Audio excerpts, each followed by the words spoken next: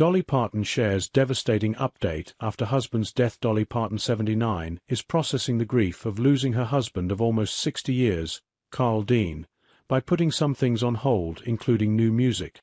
Parton told Khloe Kardashian on the Wednesday episode of the Khloe in Wonderland podcast that there are several things I've wanted to start, but I can't do it.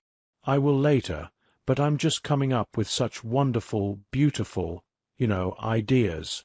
But I think I won't finish it.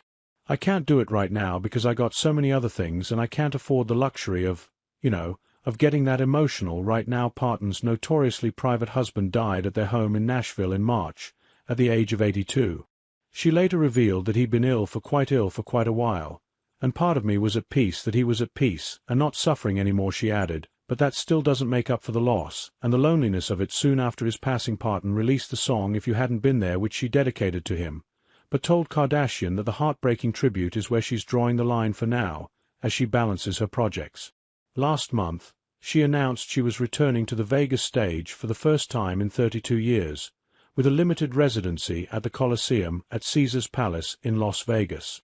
She's staying upbeat, even though the loss is still so fresh. My husband passed away 3 months ago, Parton said on the podcast Wednesday. When you ask me if there's stuff that I've started, haven't finished, there are times like that. Things like that will stall you a little bit.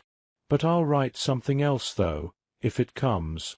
I'm just putting that all on hold. Parton also reflected on what made her and Dean a great match for so many years. I'm not one of those people that has to have somebody around me all the time, she said. And Dean was the yin to her yang in that sense. In fact, I don't like it. I mean, I have to be out in the public, and I belong to the public. But I am such a private person, and my husband was as well. And that was the thing with us, she added. We were so good for each other, because he's a total loner.